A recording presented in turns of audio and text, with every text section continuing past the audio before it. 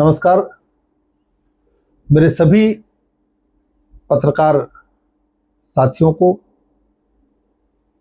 मेरी तरफ से मैं आभार व्यक्त करता हूं, धन्यवाद देता हूं और स्वागत करता हूं कि आप इतनी बड़ी संख्या में यहां पर उपस्थित हैं।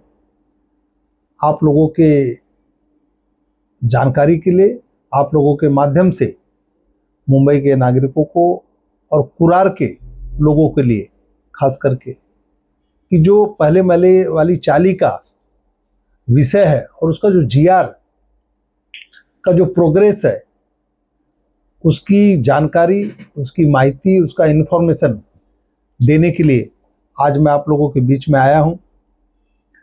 जैसा कि आप लोगों को पता है कि हमारे कुरार के अंदर जानू भोये नगर, जब मैं 2017 में चुनाव में गया, उस समय लोग धरने पे बैठे हुए थे। उस समय विषय बहुत ज्वलन था, धंजीवाड़ी का विषय बहुत ज्वलन था। मुंबई के अनेक भागों में उसमें बाद में लोग जुड़ते गए। मैंने पत्र व्यवहार किया शासन और प्रशासन से। 2018 में एक दिवसीय धरना आंदोलन भी किया, लेकिन बार बार आश्वासन मिलता रहा और जिस तरह से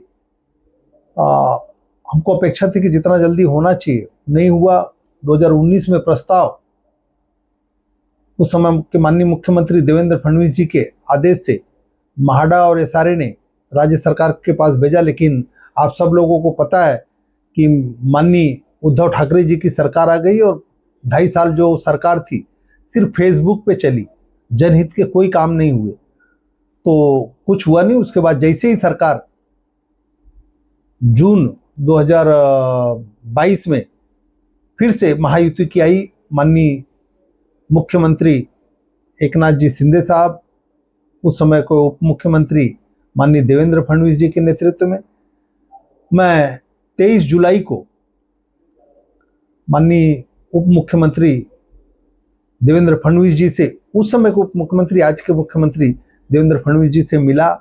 जो पहले महले की फाइल थी उन्होंने उस पर मंजूरी दिया। उस समय भी आप लोगों को जानकारी दिया, आप लोगों ने सब सपोर्ट किया, लोगों तक ये जानकारी लेके गए।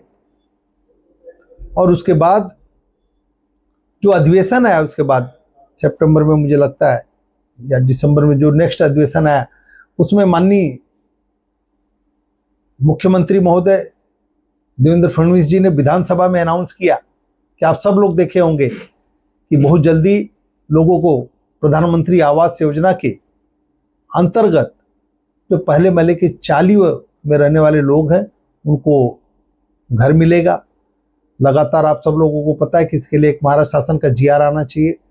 मैं 10 जुलाई को महाराष्ट्र सरकार के माननीय मंत्री, मुंबई उपनगर के पालक मंत्री आशीष शेलार साहब के यहाँ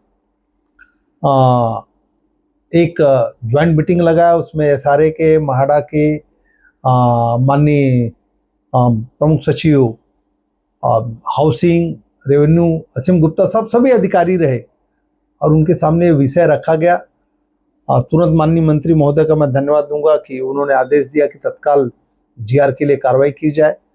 तो उसका जो प्रोग्रेस है, उसके बाद 26 सितंबर को 26 सितंबर 2025 को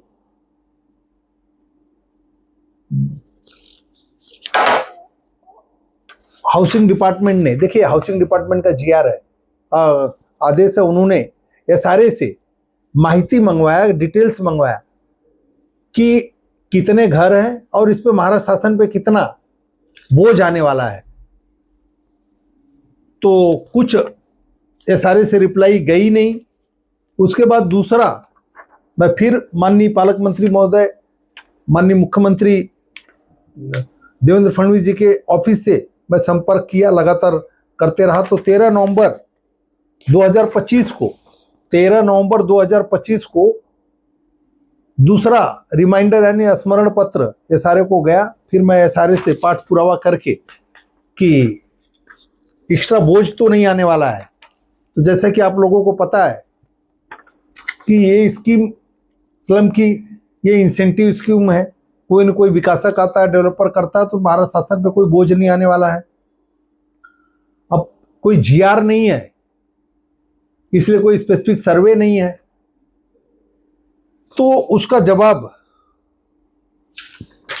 एसआरए ने 27 नवंबर को 27 नवंबर को रिकॉर्ड एक दिन में हम लोग फॉलोअप करके महाराष्ट्र शासन के पास फाइनेंस डिपार्टमेंट में चले गया है। ये बहुत ही जल्दी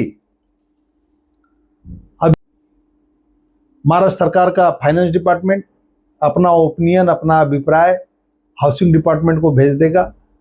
और आपके माध्यम से मैं सरकार से भी मांग करता हूँ, सरकार तत्पर भी है, क्योंकि माननीय मुख्यमंत्री देवेंद्र फडणवीस जी के नेतृत्व वाली जो सरकार है उसमें माननीय एकनाथ शिंदे जी, माननीय अजीत दादा पवार, ये सब कंधे से कंधा मिला के काम कर रहे हैं। गतिमान सरकार है। तो बहुत जल्दी कैबिनेट में रख के इसका जीआर आ जाएगा।